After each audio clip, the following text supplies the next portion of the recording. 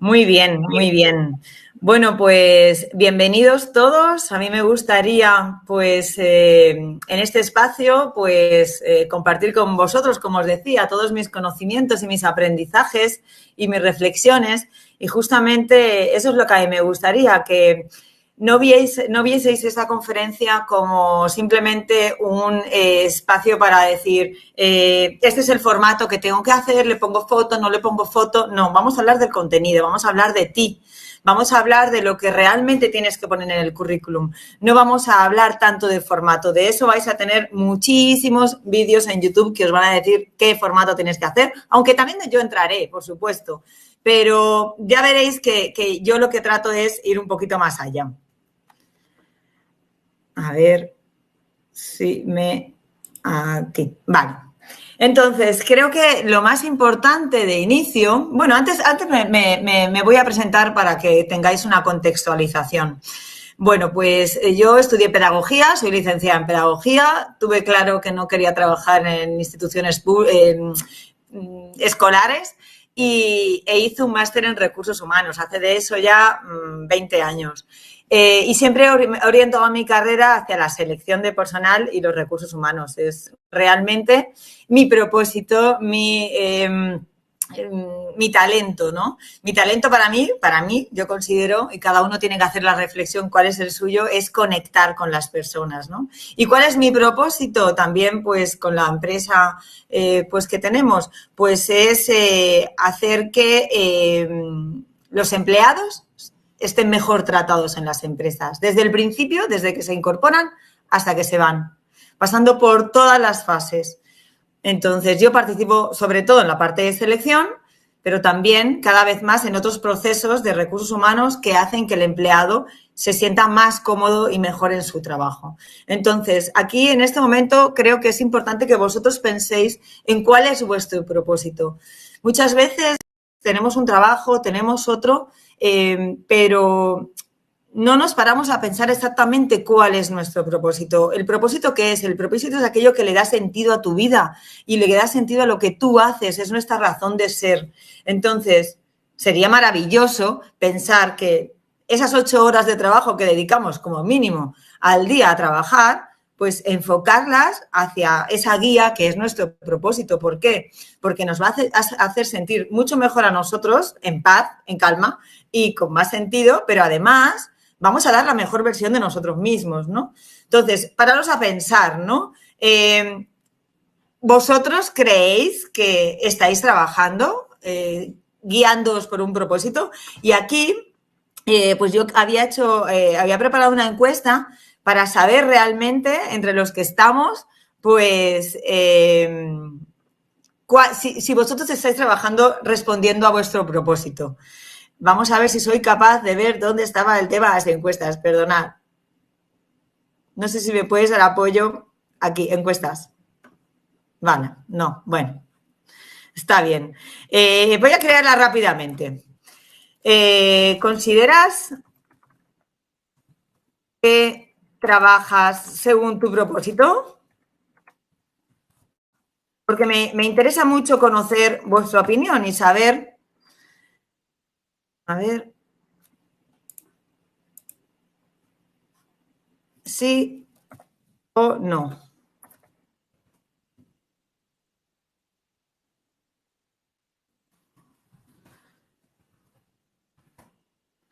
No sé si lo estoy haciendo correctamente o no. No sé si me puedes apoyar.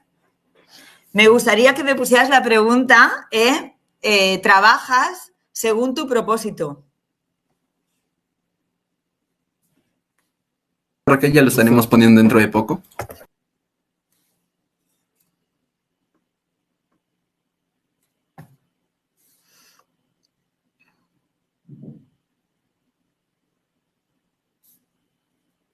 Entonces, por favor, ya se les ha aperturado el espacio para que puedan responder a la primera pregunta de esta encuesta.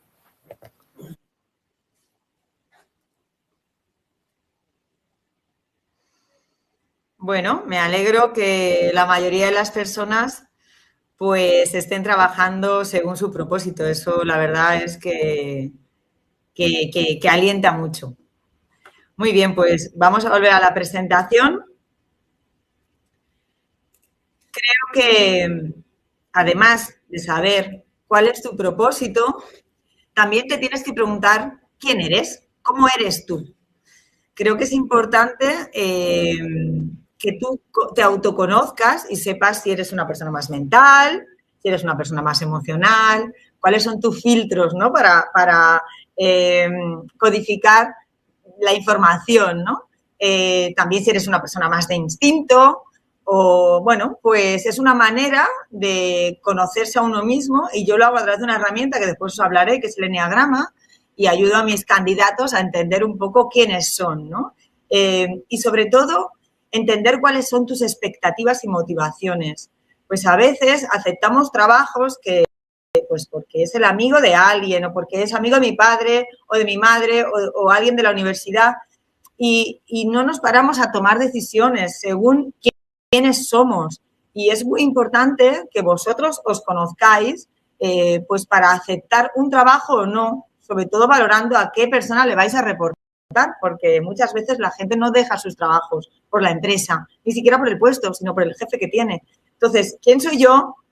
¿Cuáles son mis valores? ¿Cuál es mi propósito? Y también quiero conocer los tuyos. Yo cuando voy a una entrevista tengo que valorar también no solo el puesto, sino a la persona a la cual voy a reportar. ¿Es una persona que me produce, que es aspiracional para mí?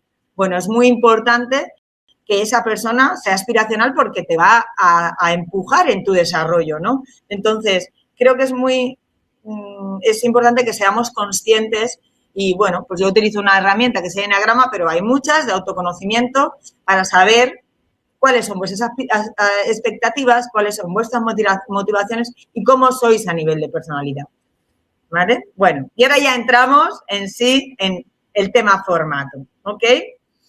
Puntos clave. Entonces, hay que repasar el currículum y a lo mejor enseñárselo a un amigo de inicio y preguntarle, oye, ¿tú crees que este currículum está anticuado? Porque muchas veces, si es un currículum que tenemos hace 10 años, lo hemos visto tantas veces que para nosotros nos resulta de lo más familiar, pero el formato está absolutamente anticuado. Entonces, yo soy bastante, en mi opinión, a mí me encantan los clásicos de Word, pero ahora a través de Canvas podéis encontrar un montón de formatos que están muy bien. Lo importante es un formato que te permita escribir la información que necesitamos, ¿vale? Entonces, otro punto clave. Pues, bueno, yo pongo máximo 2 páginas para... Es verdad que en algunos países los currículos son muy largos. Yo he vivido en Panamá y he hecho selección para Latinoamérica y sigo haciéndola y hay algunos currículums de algunos países latinoamericanos que son muy largos. Entonces, yo entiendo que a nivel cultural también hay que respetar unos formatos, ¿no?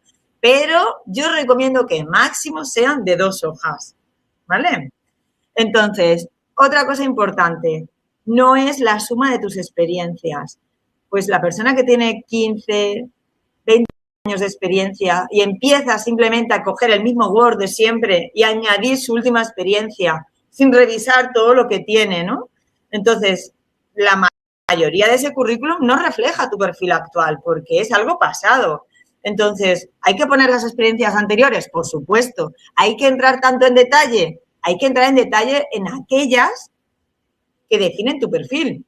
Si tú ahora mismo eres director financiero y empezaste pues de ayudante de contabilidad, pues pones ayudante de contabilidad, pero no entras a explicar todas las funciones, porque todo el mundo sabe lo que hace un ayudante de contabilidad y además, para el puesto que nos ocupa, que es, estoy buscando una posición de dirección financiera, no nos hace falta esa información, no aporta ningún tipo de valor. Entonces, pensad que las personas que hacemos selección de personal como yo, pues tenemos que revisar muchos currículums cada día. Bueno, o cada día o los días que te pones a revisar currículums. Por mi parte, mis búsquedas de perfiles de LinkedIn y de currículums no quiero que sobrepasen de una sentada los 85, 100 currículums que puedo revisar más o menos en 2 horas.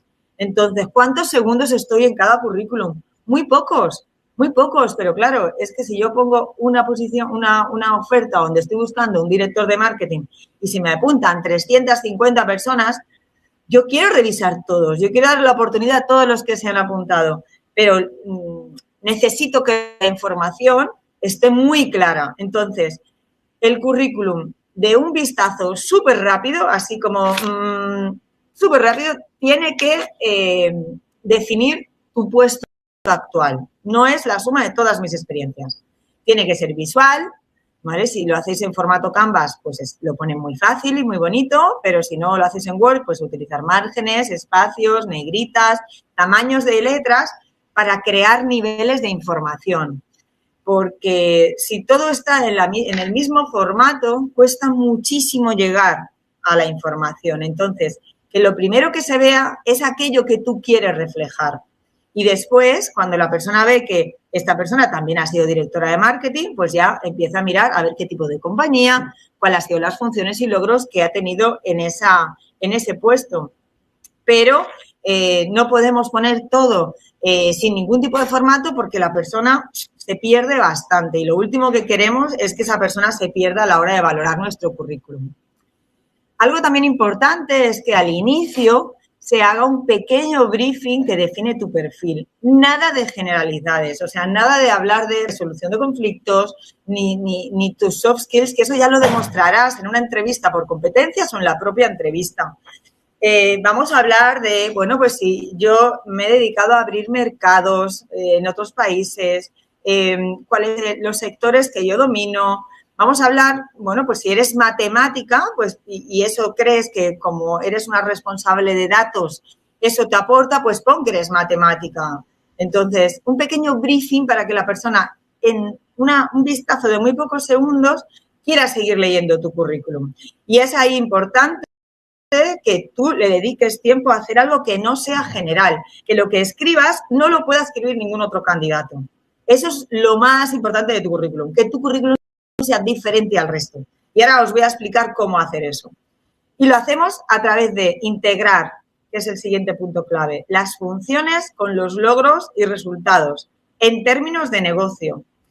Mira, y ahora veremos ejemplos, pero si nosotros cogemos nuestro currículum y ponemos las funciones que hace pues un director comercial, sin decir qué hemos aportado nosotros al negocio de esa compañía, solo hablar, pues bueno, he hecho el plan comercial, estratégico comercial de la compañía. Claro, ¿quién lo va a hacer si no? El presupuesto lo he gestionado yo. Claro, ¿quién va a gestionar el presupuesto de tu departamento sino tú que eres el director? Dime qué presupuesto es. O dime cómo ha ido creciendo el presupuesto. Entonces, es importante, y ahora veremos ejemplos, que transforméis, o mejor dicho, que complementéis las funciones con esos logros. Esos logros y resultados expresados de forma analítica es lo que os va a diferenciar de otros candidatos, porque lo que tú escribas ahí nadie lo puede poner. Tú te has responsabilizado porque has creado desde cero un departamento, imagínate, de expansión o de recursos humanos. Oye, tú tienes mucho que decir, ¿vale? Entonces, de cada experiencia laboral, creo que es muy importante poner el nombre de la compañía y las fechas, por supuesto, una breve descripción de la empresa, a qué se dedican, si es una empresa grande, pues poner su nivel de facturación, el número de empleados, si tiene filiales alrededor del mundo también, en qué países está presente. ¿Para qué? Para dimensionar la posición.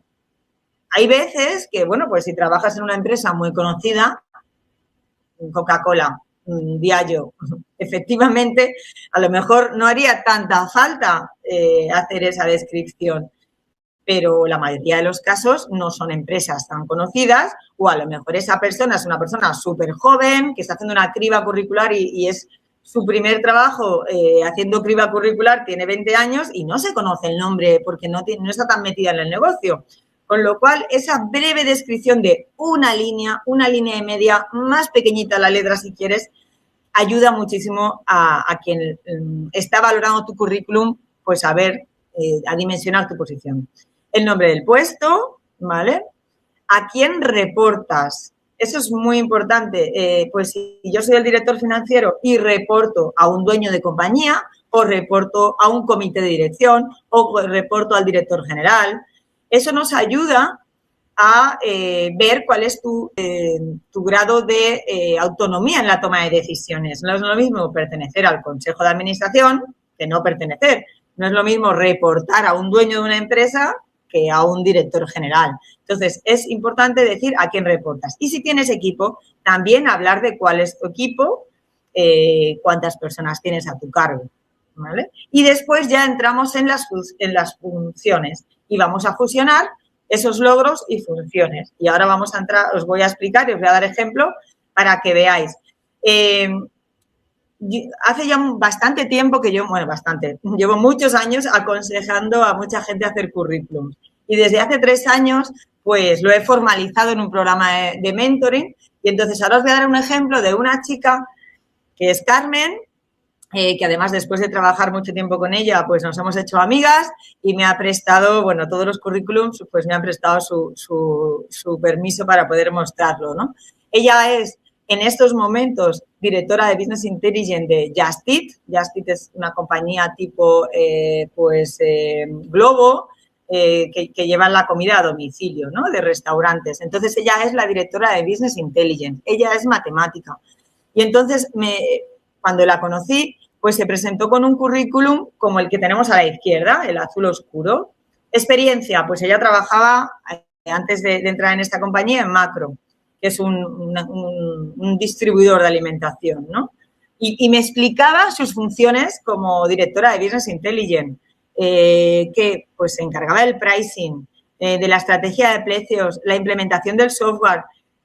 Lógicamente, cualquiera que conozca este perfil sabe que un director de Business Intelligence se ocupa de eso en cualquier empresa, en esa y en cualquiera, con lo cual a mí no me estás hablando de ti. No, espero que lo veáis porque me da la sensación, no sé si se ve muy pequeñito, pero después trabajamos su currículum y a la derecha podéis ver la diferencia entre lo que ella me presentó y lo que después construyó después de escuchar mis consejos muchas veces, porque soy una pesada. Como veis, Macro pone su puesto, Head of CRM, Pricing and Market Intelligence, las fechas, ¿vale? Es todo como muy visual y hace esa pequeña descripción de lo que es Macro, porque lógicamente no tiene por qué todo el mundo conocerla. Y después empieza a hablar de las transformaciones, lo que ha construido, la reducción de costes, cómo ha creado el tema de pricing. Entonces, fijaros en la diferencia. Vosotros veis un currículum como el que se presenta a la derecha y decís, wow, o sea, necesito hablar con Carmen, necesito explicarle cómo es mi empresa para que me diga cómo mejorar el negocio. En cambio, a la izquierda, lo que veis es una persona que casi ha hecho un corta y pega de cualquier currículum, porque las funciones de cualquier director de Business Intelligence son las mismas, o casi las mismas, en todas las empresas. Eso es lo que yo quiero que vosotros reflexionéis. Y soy consciente de que hablar de uno mismo es muy difícil. Soy la primera que a mí me cuesta mucho hablar de mí misma y cuando me presentan me pongo hasta nerviosa. Pero bueno, en un momento, o sea, a un currículum hay que dedicarle horas. Esto no es una transacción, no, esta es tu primera imagen, tu puerta de entrada. No te puedes permitir que te digan que no. Ya te dirán que no cuando te conozcan porque no encajes en el puesto, porque no te encaja en ti la empresa o lo que sea. Pero de inicio, no, si tú crees que encajas en un perfil, no te pueden rechazar por no tener un currículum como Dios manda. Los que hacemos selección de personal, o al menos yo lo hago, yo entrevisto candidatos y todos los días, muchos a la semana, y siempre hago inconscientemente la diferencia entre candidatos que me hablan de funciones y candidatos que me hablan de negocio. Los candidatos que me hablan de negocio son aquellos que van a hacer ganar más dinero a la empresa. Entonces, este ejercicio de pensar qué has aportado tú en tu puesto sirve también para que cuando tú hagas una entrevista, de lo que hables no sea de tus funciones, sino que hables de tus funciones, pero lo integres en logros. Y eso da muchísima credibilidad a quien escucha, porque no me vas a decir datos erróneos, ni no me vas a mentir. Entiendo que si me estás hablando de datos concretos, que son hechos, eso a mí me va a generar muchísima confianza. Y es un ejercicio que al menos hay que hacerlo en las 2 últimas experiencias laborales. Como os comentaba, si tenéis más de 15 años de experiencia, no tiene sentido que hables de los logros ni cómo ayudaste a mejorar el negocio hace 15 años, porque no te va a aportar en el puesto que quieres ocupar, ¿no? Entonces, pues hacerlo con cabeza, simplemente en las 2 últimas, 3 últimas, dependiendo, enfatizando aquellas que mejor definan tu perfil actual, ¿vale? Eso es lo más importante, que cuando vayáis a una entrevista no les expliquéis como una Biblia toda mi trayectoria. Es enfocaros en aquello que os tiene que valer para entrar en eso. Si empezamos a hablar de que lo podemos hacer y lo tenemos que hacer para dar coherencia. Bueno, pues yo estudié pedagogía, empecé trabajando en una tienda, mi jefe me dio la oportunidad de llevar al equipo, ahí estudié un máster. Si empezamos a entrar en detalle en cosas que pasaban hace 25 años, no nos va a quedar tiempo en la reunión para después hablar realmente de lo que nos interesa, que es qué estoy haciendo ahora, cómo ha ayudado a mejorar el negocio desde mi puesto actual y cuáles son mis expectativas para ayudaros en el siguiente puesto, ¿no? Entonces, no seáis tontos y crearos vosotros, por supuesto, un storytelling de vuestra trayectoria, porque una de las preguntas típicas es cuéntame un poquito sobre tu trayectoria, pues para contextualizar la entrevista, ¿no? Entonces, yo os diría, por un lado, que os preparéis un briefing de máximo 2 minutos para hacer una contextualización en general y después entréis muy poco en detalle en aquellas experiencias pasadas y bastante en detalle pues en las 2 últimas, por ejemplo, o como os digo, las que definen el puesto actual. Sigamos. Aquí os pongo otro ejemplo. Fijaros, la persona la imagen de la izquierda que dice experiencia laboral, dirección general. Esto es real, esto es un currículum real de una directora general. Pues es que tú lees este currículum y tú estás buscando un director general que es el máximo responsable en la expansión de un negocio y en que funciona un negocio, y tú ves esto y dices, que no sé si llamarle porque es que no me está aportando nada. O sea, o sea, yo veo este currículum y pienso, esta persona o no tiene interés o no se ha tomado la molestia de analizar qué es lo que puede aportar, no sé. O sea, si solo en el caso de que la empresa en la que está trabajando sea una empresa competencia o del mismo sector que la que yo estoy buscando, le voy a llamar. Pero si no, no le voy a llamar. A mí un currículum así es que no dice nada. O sea, por supuesto, ¿quién va a definir el plan estratégico, controlar el presupuesto? Pues el director general, pero en esa y en cualquier empresa. Entonces, al otro lado, a la derecha, justamente os he puesto para que veáis lo que es una job description de un director general. Exactamente es lo mismo, mucho más ampliado en funciones, pero quiero que con esto reflexionéis, veáis vuestro currículum y digáis de qué estoy hablando, de lo que yo he aportado a la empresa como Manuel, Luis o Fátima, o estoy hablando de funciones. Bueno, pues si estoy hablando de funciones me tengo que replantear esto porque no le estoy diciendo nada a quien lee mi currículum. Ahora ya os voy a poner ejemplos de currículums que yo he ayudado a hacer y que sí están basados en un punto de vista analítico, de negocio, de rentabilidad. Bueno, pues aquí lo veis, ¿no? Una vez más, esta persona pone el nombre, empresa dedicada a tratamientos capilares médicos, hacer esa pequeña descripción. Su puesto era un negocio de 32 millones, habla sobre los países en los que tiene presencia y del equipo de personas que le reportaban, lógicamente, de forma indirecta. No van a reportarle 560 personas de forma indirecta, qué locura. En fin, contribución. Entonces, aquí él habla del crecimiento de las ventas, de la transformación del portfolio, el replanteamiento de la red de centros. Esto no son funciones, por supuesto que son sus funciones, pero son sus logros, ¿no? Y habla de forma analítica. Las inversiones que se han hecho, cómo han crecido las ventas, cuáles han sido las alianzas, las refinanciaciones que se han hecho de la deuda histórica. O sea, os dais cuenta de que aquí, cuando veis esto, veis a una persona real que ha aportado a una empresa y que se ha tomado la molestia de reflexionar qué es lo que yo he hecho, es lo que quiero plasmar aquí, ¿vale? Más, otros. Bueno, este es un vicepresidente de una compañía de spices, especies. Entonces, pues explica, todo lo que habla es sobre negocio, la transformación del negocio en Latinoamérica. Esta persona está ubicada en Miami. Los costes, reducciones de costes, temas de eficiencia. Bueno, creo que más o menos, al final dice, bueno, pues que pertenecía a la Comisión de Diversidad e Inclusión dentro del comité de dirección, ¿no? Creo que eso también es un dato importante, ¿no? Que le define.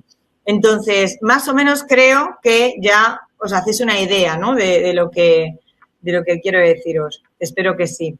Aquí tenemos ejemplos de briefings. Eso que os he comentado que al principio está muy bien hacer.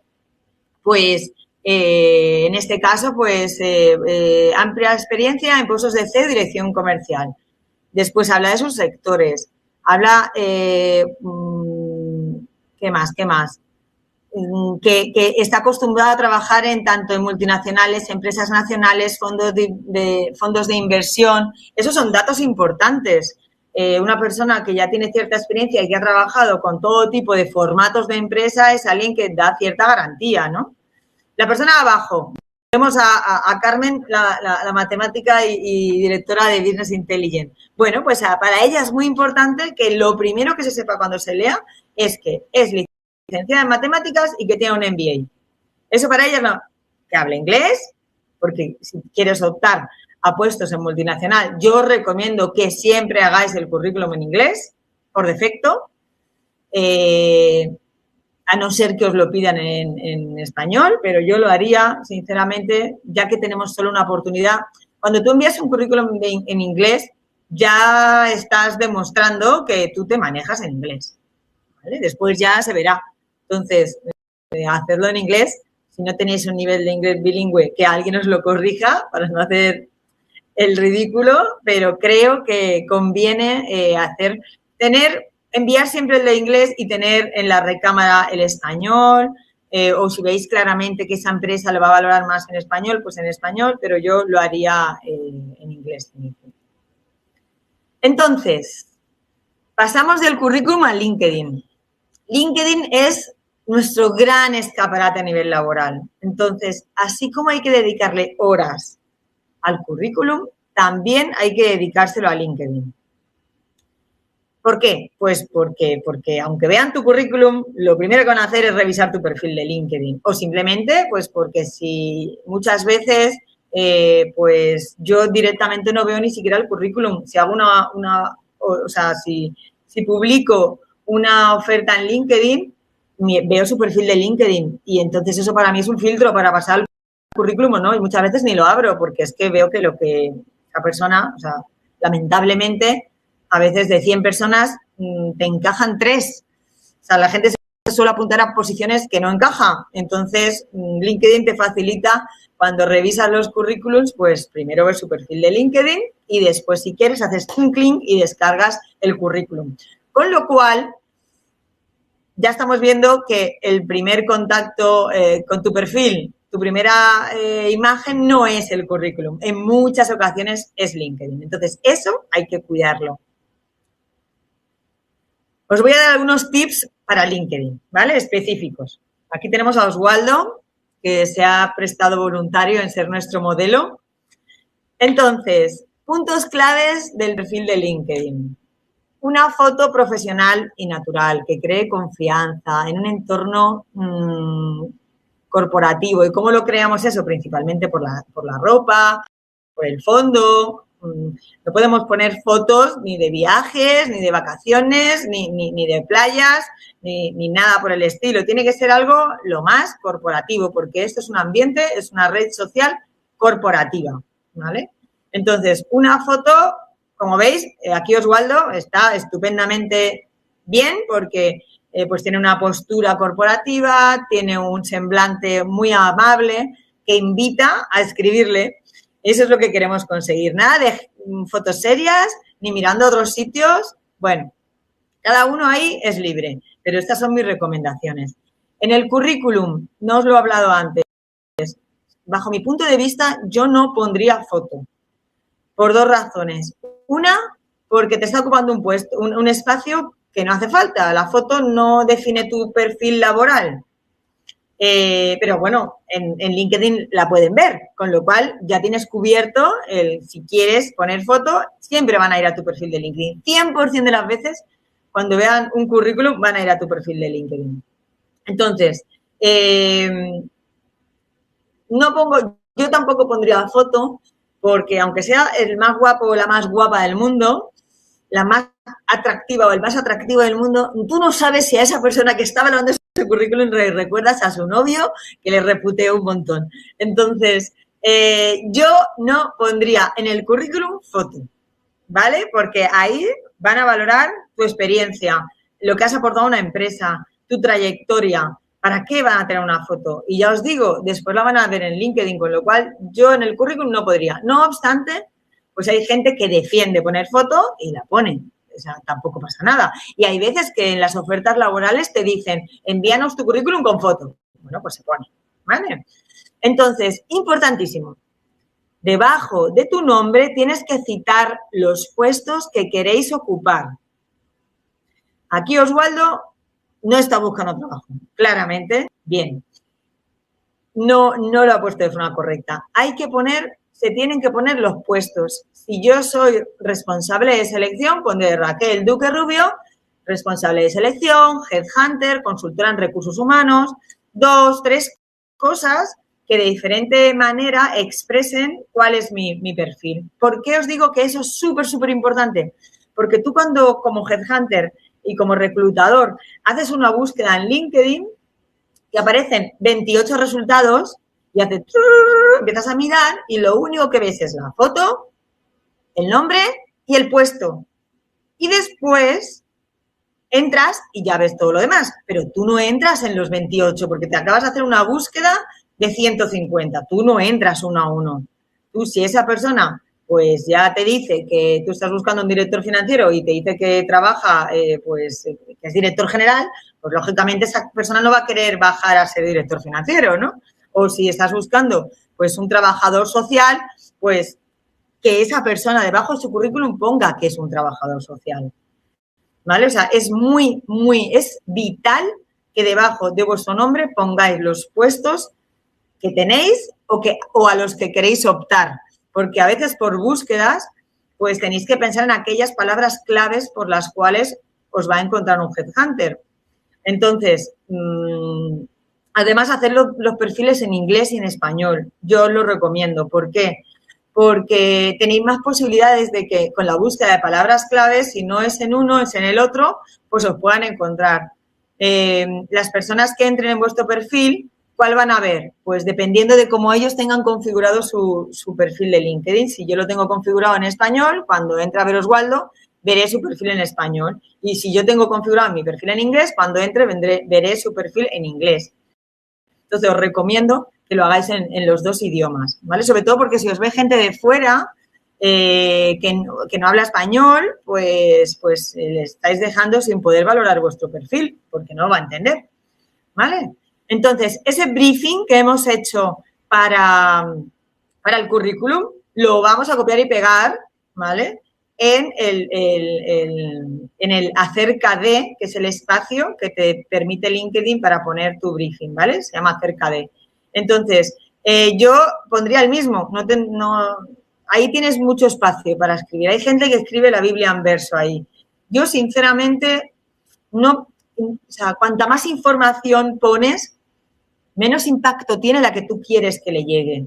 Entonces, en mi opinión y en base a mi experiencia, yo pondría la menos información, pero sí la más relevante. Entonces, ahí en ese briefing que hemos creado para el currículum, yo lo pondría en ese momento. Recomendaciones. Os aconsejo que pidáis recomendaciones a aquellos que han sido vuestros jefes, vuestros compañeros, vuestros proveedores, porque dicen cosas de vosotros. Pero también es importante que vosotros seáis generosos y hagáis recomendaciones a otra persona, a otras personas.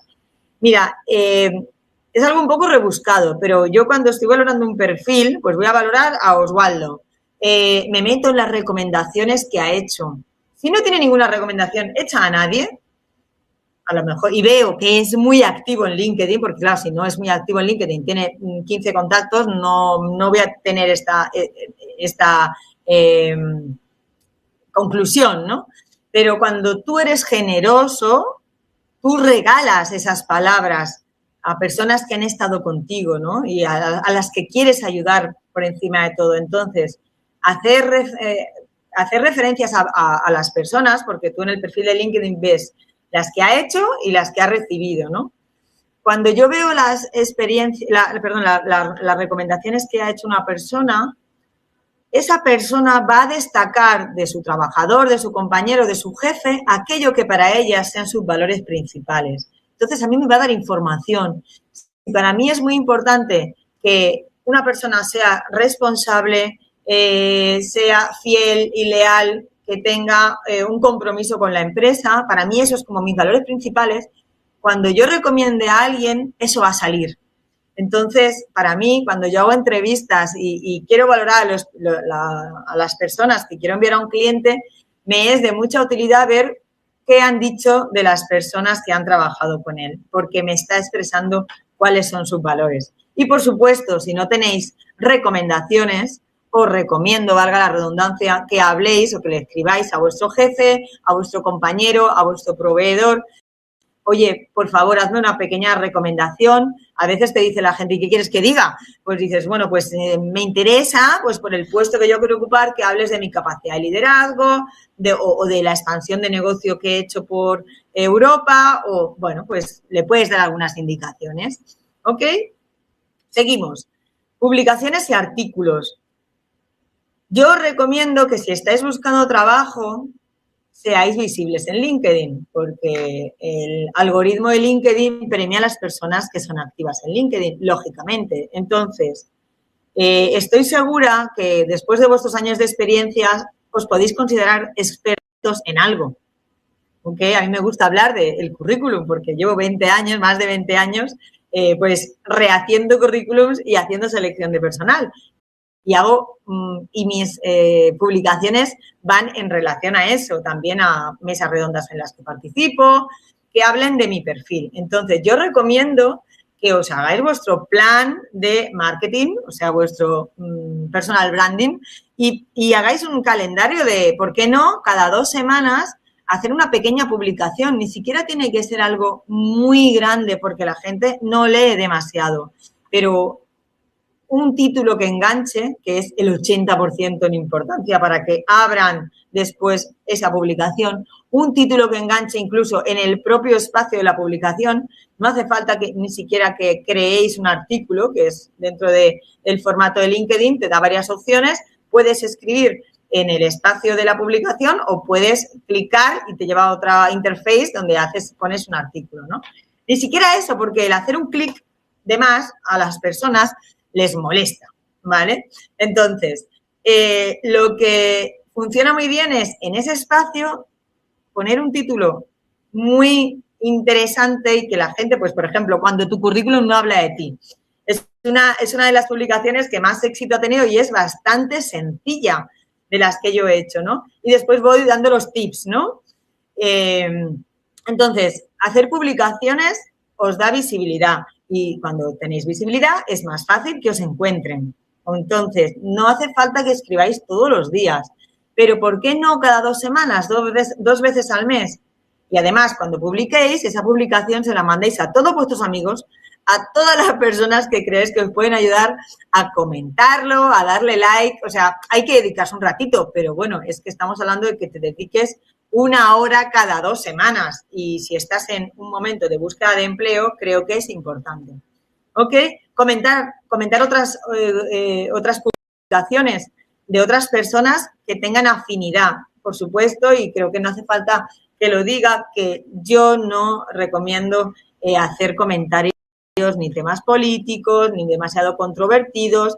Hay gente que eso le hace sentir muy bien porque dice, esta es mi identidad y me tienen que querer como soy.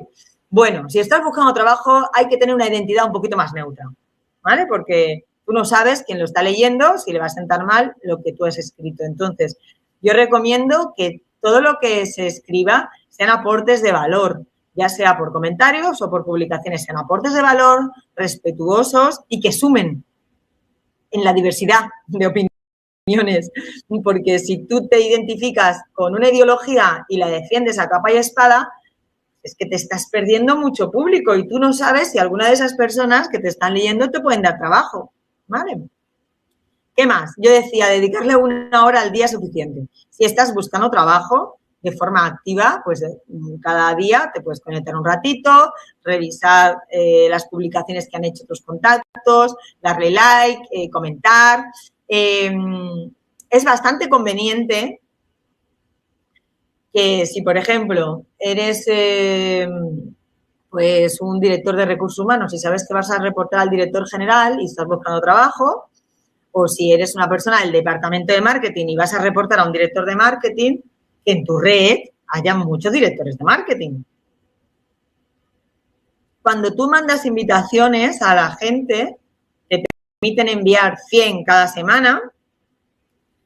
Si tú mandas, imagínate, ¿vale? Esto pues lo puedes estudiar de forma estratégica. Tú dices, mira, el viernes siguiente yo voy a hacer una publicación que hable sobre algo en tendencia en marketing. Y durante esta semana voy a enviar esas 100 invitaciones a directores de marketing de las empresas que me interesan. Cuando tú hagas esa publicación a la semana siguiente, ¿quiénes van a verlo? Tus últimas interacciones. Esos directores de marketing. O sea, pensad que en mi caso yo tengo 16.000 contactos y personas que me siguen. No todo el mundo va a ver mis publicaciones. La tienen que ver aquellas personas que a mí me van a dar negocio, clientes míos, candidatos. Entonces, intentar ser un poco inteligentes, hacer estrategias. Si hago una publicación, la semana de antes envío esas 100 invitaciones a personas que me pueden contratar, porque son las que van a ver tu publicación. Incluso cuando tú le envías una invitación a alguien, os recomiendo que le escribas un pequeño mail de agradecimiento. Oye, gracias por aceptar mi invitación. Estoy encantada de ponerme a tu disposición para cualquier cosa que puedas necesitar. En una primera comunicación no enviéis vuestro currículum, porque es como si te dicen, hola, mira, te presento a Luis, ¿te quieres casar con él? O sea, no lo conozco. Entonces, estáis perdiendo la oportunidad, ¿vale? Os recomiendo que primero le hagáis un agradecimiento, como habrás hecho una publicación sobre tendencias de marketing, pues a la siguiente semana, cuando lo hagas, se la envías y le dices, hola Oswaldo, estaba escribiendo esto y me he acordado de ti, estoy seguro de que te puede resultar interesante. Ya me dirás qué te parece y le envías la publicación. Algo así informal, que no sea muy formal ni muy corporativo esa comunicación, porque si no resulta molesto. Estamos muy acostumbrados ya, muy cansados de la comunicación corporativa, formal, y además que resulta tipo spam, ¿no? Se resulta como algo de correo no deseado, o sea, no. Dime algo que creas de verdad que me va a interesar y además termina diciéndome, oye, ¿qué te parece? ¿Vale? ¿Qué más? ¿Qué más? Seguimos.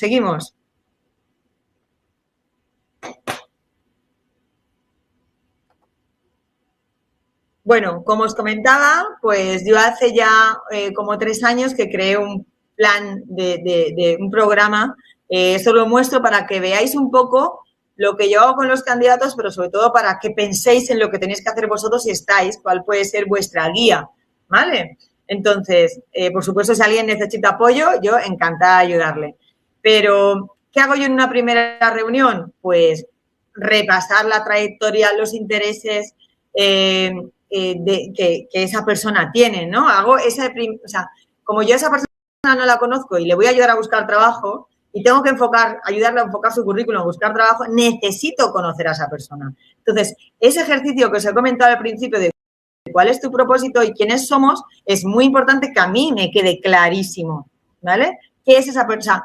Yo necesito saber cuáles son sus motivaciones reales para buscar un puesto. Si quiere cambiarse simplemente para ganar más dinero, si no se siente reconocido en su trabajo y le da igual cambiarse por el mismo salario, pero en una posición donde esté más reconocido, necesito conocer realmente sus motivaciones, ¿vale? Y eso lo hacemos en una primera reunión, además de entrar muy en detalle. Esto es lo que tendríais que vosotros hacer, de decir, vamos a ver mi currículum, ¿cómo está? Vamos a repasar y voy a ser consciente de si este currículum me define a mí, ¿no?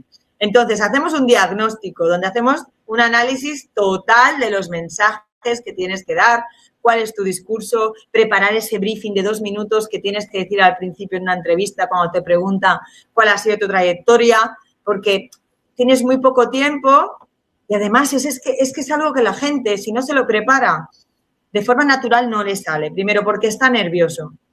Y entonces empiezas a hablar de, bueno, hace 25 años yo estudié en la universidad, hice una tesis con el licenciado, o sea, no. Tienes que hablar de, pues tengo X años de experiencia en estos sectores, o sea, contextualizarlo a la persona. Si le entras muy en detalle desde el principio, la persona se marea. Porque vas a dar mucha información y la persona, si no se la das muy ordenada, pues se va a perder. Y entonces, si tú te preparas un briefing de 2 minutos, primero vas a decir exactamente lo que quieres decir. Lo vas a hacer en 2 minutos. Y vas a demostrar habilidades de comunicación. Como os decía, si la gente no se prepara a este punto, empieza a hablar porque está nervioso, porque no sabe qué decir, empieza a hablar sin orden y sin mucho fundamento y la persona ya está pensando para sus adentros. Cero capacidad de comunicación, cero capacidad de síntesis. Empiezas de forma automática a valorar las competencias de esa persona. Entonces, como es algo totalmente controlable, prepáratelo en casa, ¿vale? Entonces, hablamos de, hay que prepararse cuál es tu discurso, cuáles son aquellos logros que mejor definen tu perfil, porque vas a tener un tiempo limitado y vamos a potenciar aquello que realmente va a definir tu perfil, ¿vale? Entonces, hacemos una lista de empresas. Es importante que segmentéis. Si vosotros os interesa mucho el sector energía o las empresas medianas, pues no tiréis a todos, sino tratar de verdad de esforzaros en hacer una lista de empresas, ¿vale? Bueno, y después hacemos un análisis de cómo está el mercado, porque a lo mejor lo que tú quieres no existe o hay muy poca demanda. Entonces, es importante pues que tengáis claro qué posibilidades reales tenéis de conseguir aquel puesto que queréis en ese país, ¿vale? Bueno, ya paso por aquí. Entonces, solo para aquellos que no conozcan el eneagrama, os invito a que como herramienta de autoconocimiento pues lo utilicéis. Yo, si queréis, después me escribís los que estéis interesados y os mando un link para hacer el test de 135 preguntas, nada más y nada menos, para encontrar cuál es vuestro estilo de personalidad, ¿vale?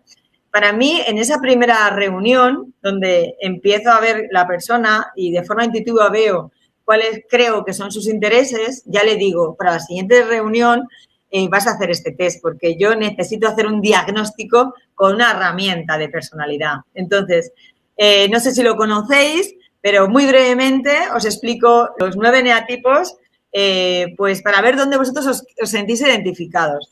El eneagrama es una herramienta de hace muchísimos años que se ha ido renovando, pero es algo de hace muchísimos años, no es algo, de hecho, no se sabe muy bien el origen, si viene del Oriente, pero diferentes autores de forma actual pues lo han retomado, ¿vale? Y podéis encontrar ahí hasta una certificación en eneagrama. Entonces, te pueden salir 9 tipos de personalidades. Vamos a ver dónde os sentís vosotros identificados.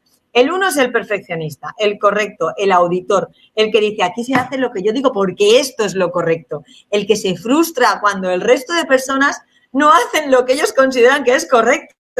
Vive en la ira y en la frustración, ¿vale?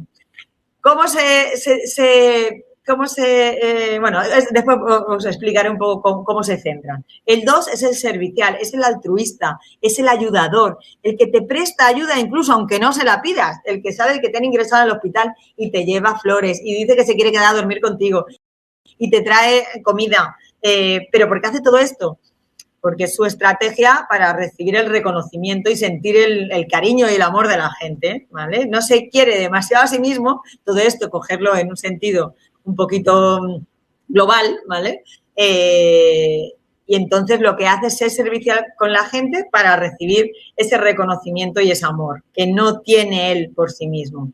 El 3 es el triunfador, pues los directores generales de las grandes compañías que lo dan todo, que trabajan 16 horas al día, que venden su alma a la multinacional. Una persona que ve sus metas, trabaja muy duro, de forma excelente y tiene muy claro que necesita ser el primero. Ese es el triunfador.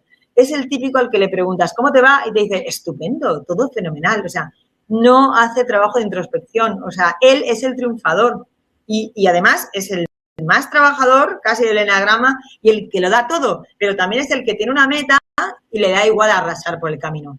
Es una pisonadora sonriente, porque en este caso te sonríe, pero va a donde quiere, ¿vale? A conseguir lo que quiere. El 4 es el sensible, también se le llama el que quiere llamar la atención. Es una persona muy emocional que pues tiene la herida del abandono y necesita que le atiendan, ¿vale? Que le atiendan y ¿cómo lo hace? A través de hacerse diferente. Es el típico que se compra unas botas que le han llegado de Londres, que son verde, horrible, y te lo explica, ¿no? Esto es muy especial. Y tú, bien, bien. Bueno, el 5 es el pensador, también se le llama el ermitaño, el que se recluye y se pone a estudiar, el que cree que siempre tiene que estudiar más, el que termina un MBA y dice, no, es que tengo que estudiar aquello también, el que siempre piensa que, pues eso, está conectado con su carencia.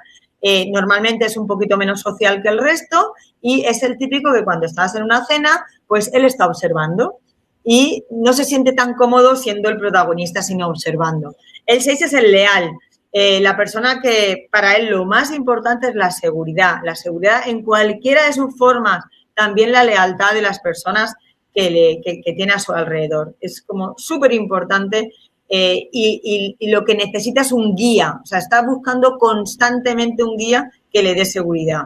Este es un entusiasta, yo soy un 7. El 7 es pues un poco la alegría de la huerta, la que se monta muchos planes, me levanto, cojo la mochila para ir al gimnasio, voy a trabajar, después he quedado con una amiga. ¿Por qué hacemos estas cosas los 7? Llenamos nuestra agenda de cosas para no quedarnos con nosotros mismos y así evitar el dolor. Entonces, el 7 es aquel que evita el dolor bajo cualquier circunstancia. El 8 es el líder, es el jefe, es el controlador, es el capo de la mafia, es el emprendedor que monta una empresa y dice, chicos, a los 5 que están con él en la empresa, no os va a faltar de nada, pero no me falléis. Entonces, es una persona que le encanta proveer, que le encanta mandar, pero a su manera. No sigue las normas son las suyas.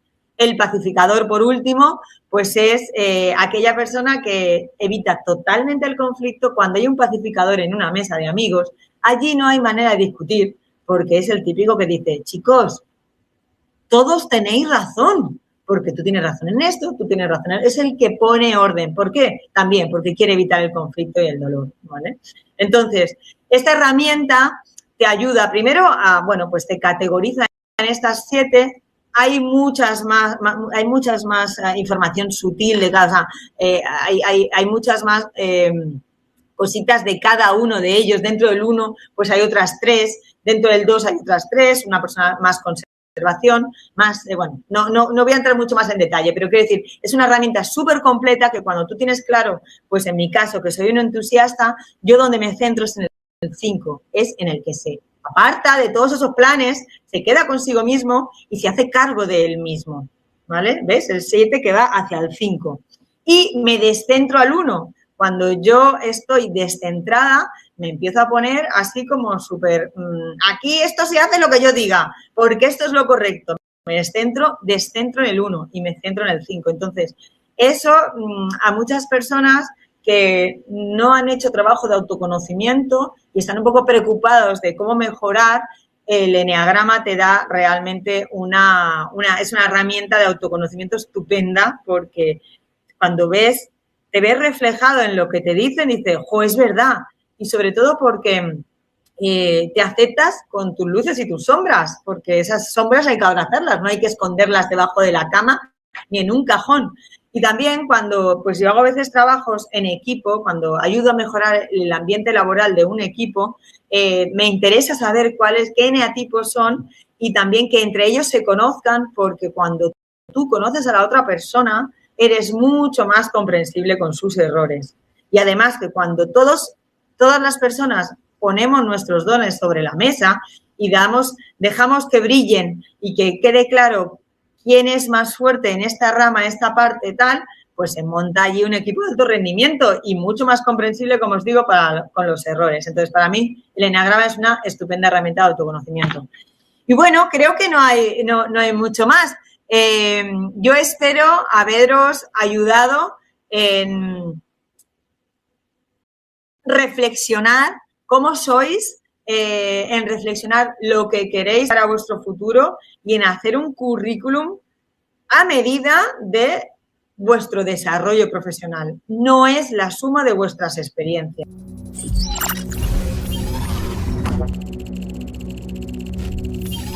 Connection established.